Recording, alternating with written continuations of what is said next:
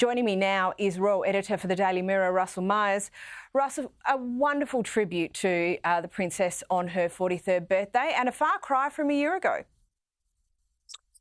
Yeah, well, hello, Caroline. Thanks for having me on the show. I mean, what a year it has been, not only for the Princess of Wales, but of course the rest of the royal family. And, pretty much a year to the day where this chain of events was set in motion. We found out that the Princess of Wales was going to be hospitalised for abdominal surgery, spending several weeks in hospital, then having to recuperate from that out of the glare of the public eye.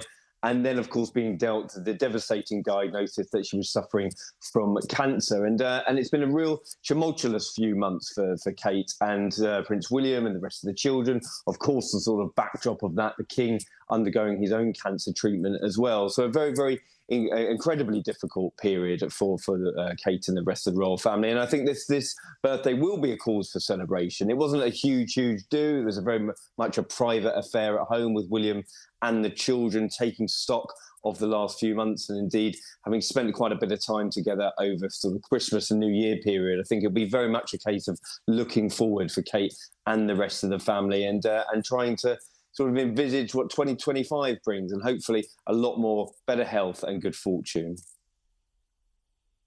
Oh, we can only hope. Now, yesterday, the US held a state funeral for the recently deceased former President Jimmy Carter. Prince Edward, in his first big event for the year, represented the royal family. Can you tell us about the event and why the royal family was in attendance?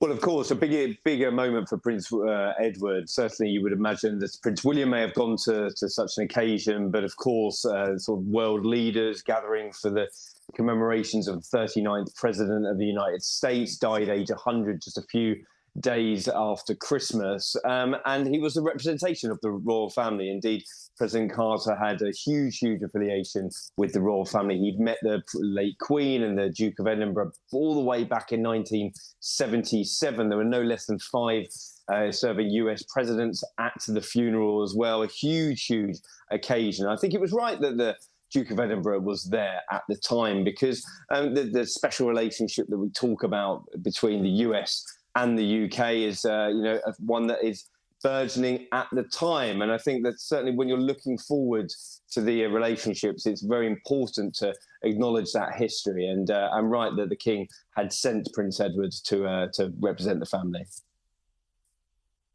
I think so, and there's that whole soft diplomacy piece that we talk about so often, and still on that mix, I suppose, of politics and royalty. And this week, obviously, we saw the Canadian Prime Minister Justin Trudeau stand down. But here's a great quip from him meeting the late Queen.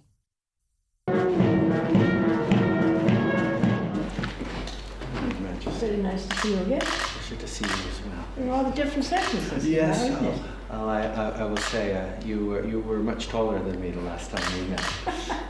Yes, it's extraordinary to think of, isn't it? Yes. So now you're having a very busy time. Just a little bit, but it's a good one. There's tremendous positive energy.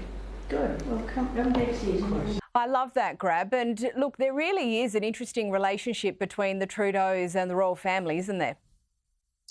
Well, there certainly is. I mean, the Trudeaus are a huge dynasty themselves. Justin's father was Prime Minister twice. Indeed, he's just stepping back after a decade in power. And what he was referring to then, of the late Queen being taller than him, because he actually met her when he was 5 years old for the first time. And he had a huge affection for the late Queen. He called her previously one of his favourite people in the world. And that meeting you saw there was just after the late Queen had recovered from COVID. So it tells you the sort of affection and the affiliation that the Canadian Prime Minister and the people indeed have with the British people. And certainly when you're looking at Trudeau's legacy, it has been very much intertwined with the royal family. And certainly I think moving forward, it will be very interesting to see how that affection is carried through and who the next Prime Minister will be after him stepping down.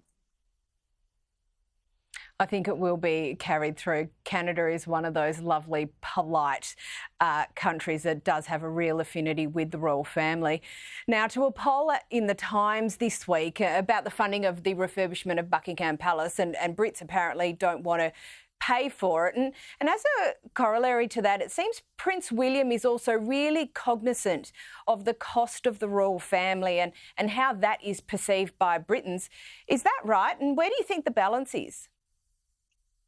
Well, first and foremost, you're totally right. And certainly perception is very much on Prince William's mind, and it might well be the King's as well, because this huge renovation project of Buckingham Palace has not only taken over a decade, it's got a couple of years left, hence why state visits are being moved to Windsor Castle for the next 2 or 3 years. But it has cost an incredible amount of money, £370 million. I worked that out to just be about $730 million. And a lot of questions are being asked as to who should be paying for this. And parallels are being drawn with what happened when Windsor Castle burnt down, the huge fire of 1992. The British government said that they were going to pay for that.